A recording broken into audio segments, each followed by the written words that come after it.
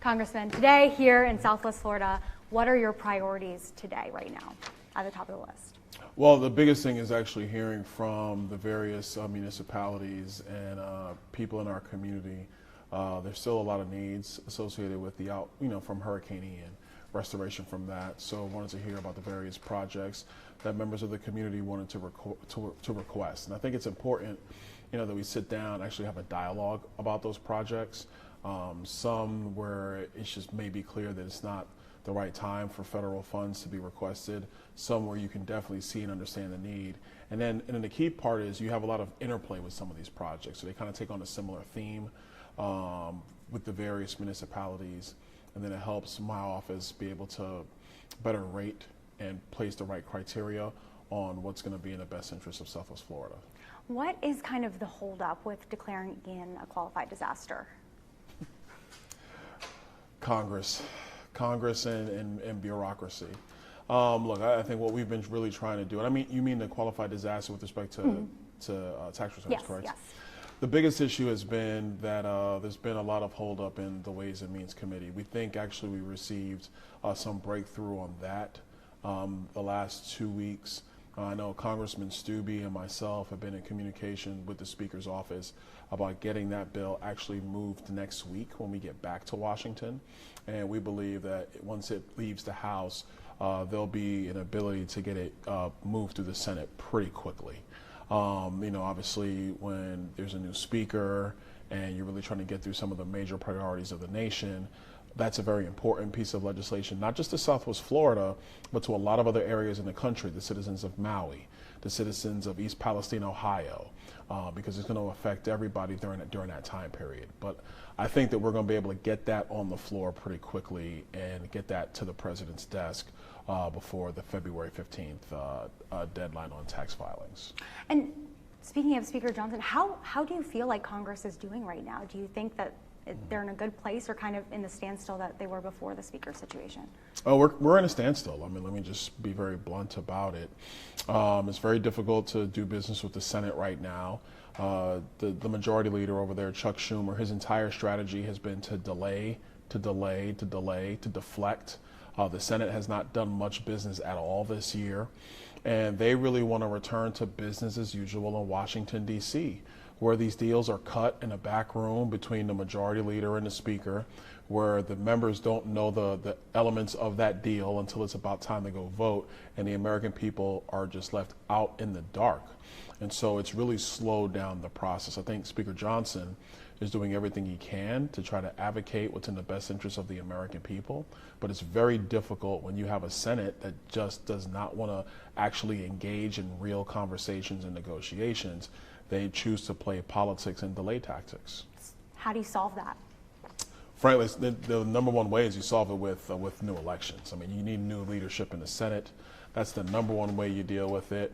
But I think we're at this point right now where there's going to have to be some serious hardball tactics.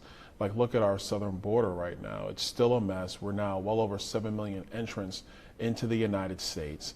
The state of Texas is trying to protect its border, which it has a responsibility for its citizens to do.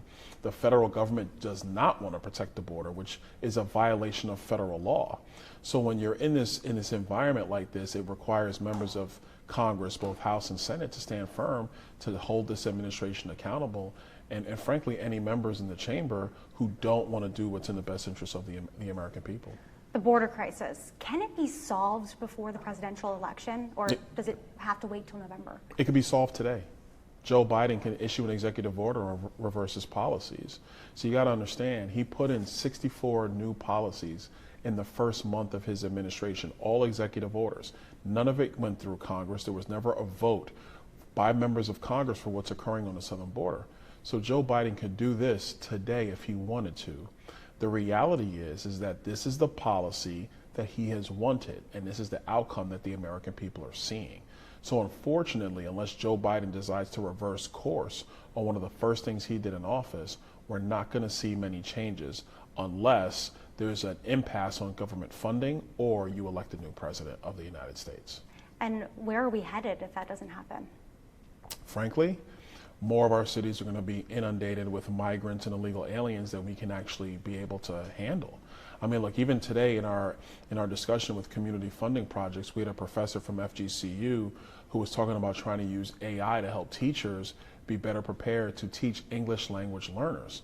Well, why is this such a crisis point where you have professors at FGCU talking about it? Is because every school in the country is being inundated with young children who do not speak English, where English might be their fourth language, forget their second language. And it's not that it's all just Spanish. That's not what it is. There are 184 nationalities that are coming across our southern border. It's the same way with children. So imagine if you're a teacher in a classroom in New York or Chicago or Detroit or Madison, Wisconsin, or Philadelphia, Pennsylvania, and now you have 3 different kids in your classroom who all speak a different language. How are you supposed to be able to keep the academic rigor up in that classroom where now you have 3 students who don't even speak the language?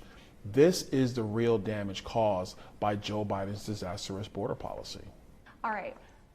Go to Fort Myers Beach, you go to Sanibel. I mean, it's very clear it's going to be years before these places are back to what they were or Right. even close. I know there's not much you can do with property insurance on a national level. I know you can work with flood insurance, FEMA. What can you tell people? Where are we? What more can be done to help people here? Well, look, I will tell you this. The work that's been done the last couple of years has been enormous.